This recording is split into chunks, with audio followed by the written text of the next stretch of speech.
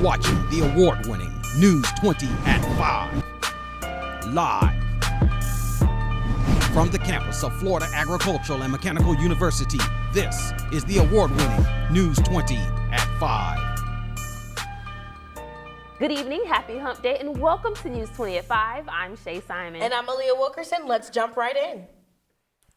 Great news for FAMU. Governor Rick Scott signed a bill Monday that allows FAMU trustees to seek federal funding to finance construction of a 700-bed residence hall. It gives trustees the option to seek financing through the U.S. Department of Education's historically Black college and university funding program. Earlier this month, FAMU's Board of Trustees approved a pre-development agreement with Central Florida Company to continue planning a new residence hall. The goal is to have the hall completed for a fall 2020 move-in date. And we have an update on the fraternity hazing incident at FSU regarding the plea date for Connor Ravello. The fraternity has a confirmed set plea date on April 16th. His attorney would not disclose further details, but court documents say Ravello admitted to using someone else's ID, to purchase alcohol for Coffee and others. Pledge Andrew Coffey died of alcohol poisoning. 9 Pi Kappa Phi members are facing felony hazing charges, and we'll continue to keep you all updated as the story develops.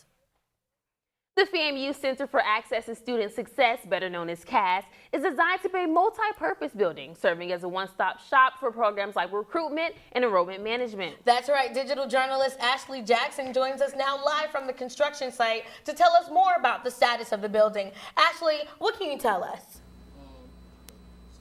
Shay and Aaliyah, I'm here at Gaither Gym, which is right next to the construction site. And you can see behind me there, that's where the building is going to be at once it's built. But I spoke with Vice President, Associate Vice President of Facilities, and he says that they're all ready to build this building, but they were not funded enough to continue the construction. Now in 2019, they can reapply in order to continue the construction, but if they get the funding, they'll have to make some tweaks and changes to the construction schedule in order for that building to be up by fall 2020. We'll make sure to keep you updated on any more information that we get.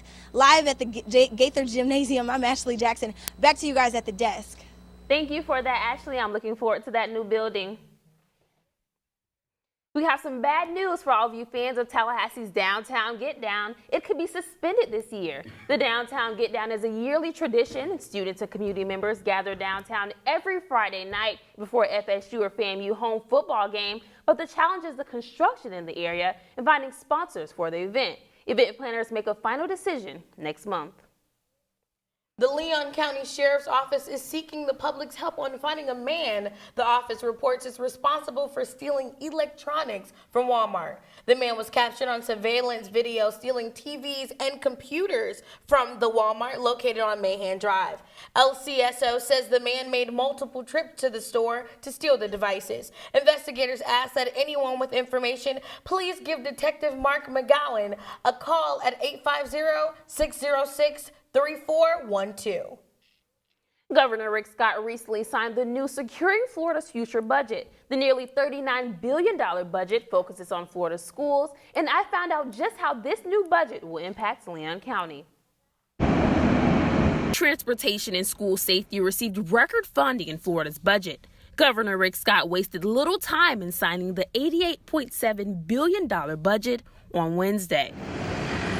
Transportation infrastructure received a record $10.1 billion to keep up with Florida's growth and booming economy. The biggest investment in this year's budget was Florida schools. The budget provides $400 million to increase safety and security for students in school and also add more resources for mental health. Andrew Johnson with the County Legislative and Strategic Initiatives says the millions invested in school safety comes at the expense of local projects. The Parkland incident took a lot of the energy out of the room from the legislative session, and a lot of the funding that would normally go to local projects was redirected to the school safety initiatives. The Marjorie Stoneman Douglas High School Public Safety Act that receives the $400 million funds more school-safe officers and aims to keep firearms out of the hands of mentally ill individuals. Students at Leon High School couldn't agree more. If more security, I think it'll help.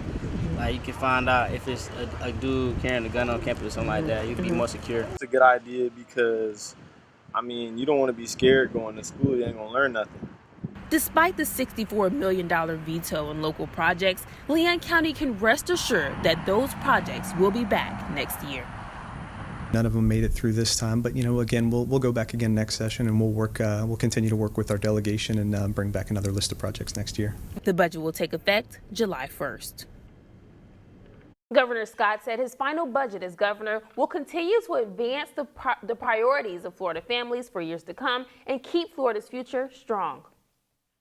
We now have digital journalist Belinda J. Wesley in the studio for an update on charges against Alexander Sparks, who stabbed his mother to death at Capital Regional Medical Center late February. Belinda J., what can you tell us about this tragic situation?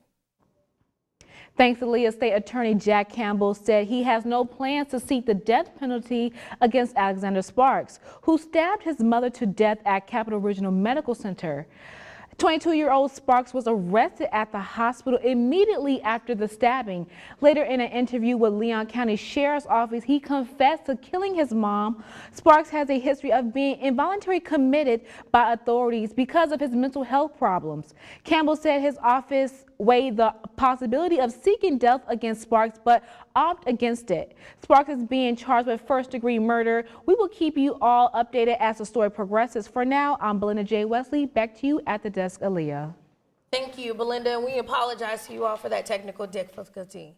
Utilizing public transportation systems can be quite difficult for anyone, especially for persons with disabilities. Tallahassee's own Star Metro is working to fix this problem. Our very own digital journalist Kayla Lawson explains how these accessible modes of transportation work.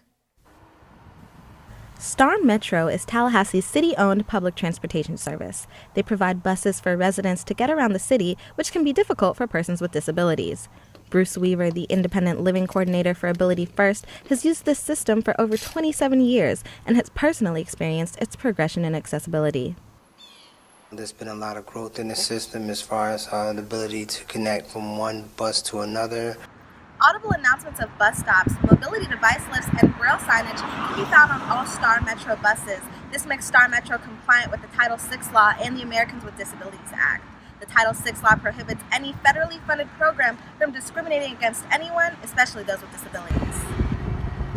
Star Metro's paratransit coordinator, Robin Rhimes, oversees the paratransit service Dial-A-Ride for those unable to use city buses. Dial-A-Ride is a complimentary paratransit service to the fixed route system. The way a person would qualify for Dial-A-Ride is that they are unable to get to a fixed route system bus from their primary location of travel, usually home or work. According to Diane Beverly, Star Metro's transit scheduler, Dial-A-Ride schedules about 350 to 500 clients a day, and they have about 35 vans for pickup. In Tallahassee, I'm Kayla Lawson for News 20. Star Metro bus routes can be easily navigated through the Star Metro Trip Finder app, and to be transported by one of the private paratransit vehicles, you can dial a ride by calling 850-891-5199. The Leon County Sheriff's Office is looking for a woman wanted for fraud charges. 22-year-old Daniel Nicole Dalton is wanted for dealing in stolen property and fraud for providing false owner information. Dalton is 5'7" and weighs approximately 125 pounds.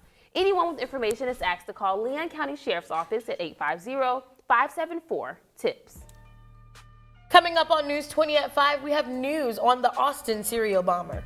And another school shooting took place yesterday. We have the details also. We are checking in with Angelisa Bruton and Bruton's Bruce. Stay tuned. You're watching News 20 at 5.